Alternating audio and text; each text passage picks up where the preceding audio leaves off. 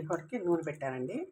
ఇదిగోండి ఎండుమిరపకాయలు, తాలింపు గింజలు, ఆవాలు, శనగపప్పు, జీలకర్ర.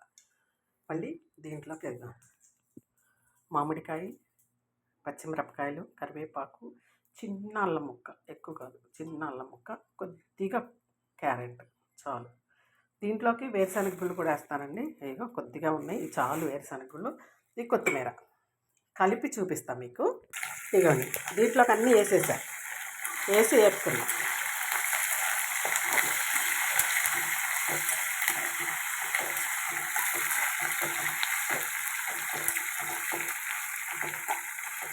ఇవన్నీ వేగాలి. అన్నం వండేసాను చూడండి, రైస్ ఉడకపెట్టి మూత పెట్టానమాట, వేడి చల్లారిపోకుండా. దాంట్లో కొద్దిగా నూనె వేసుకొని కలుపుకుంటాను, పచ్చి నూనె వేసుకొని.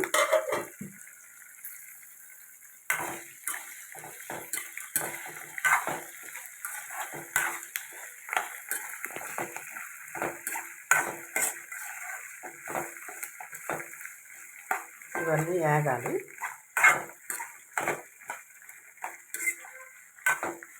సిమ్లో వేగిస్తున్నానండి, సిమ్లో పెట్టుకొని వేగిస్తున్నాం అనుకో, దానికి హైలో పెట్టామనుకో వేక్కోకుండా ఉంటాయి.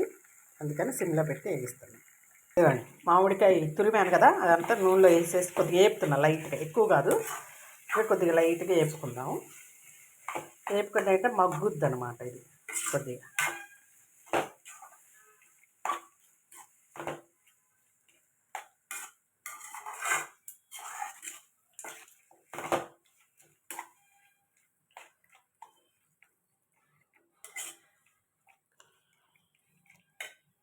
ఇదండి అన్నం కలిపేసాను, ఇంకా కలుపుతున్నాను అనమాట. ఇదిగో దీంట్లో అంతా వేసాను. ఉప్పు చూసుకొని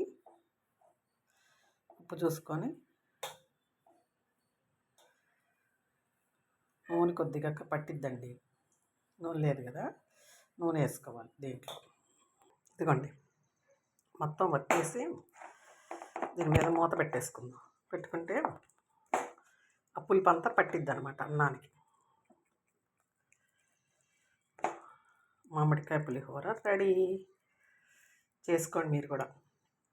ఎండాకాలమే కదా మామిడికాయలు వచ్చేది, మామిడికాయలు వచ్చినప్పుడు కంపల్సరీ మామిడికాయ పులిహోర చేసుకోవాలి. సూపర్ టేస్ట్ ఉంటుంది. నా వీడియోలు చూస్తున్న వాళ్ళు, నాకు లైక్ చేస్తున్న వాళ్ళు, నాకు సబ్స్క్రైబ్ చేసుకుంటున్న వాళ్ళు, థ్యాంక్ యూ అండి, థ్యాంక్ యూ సో మచ్.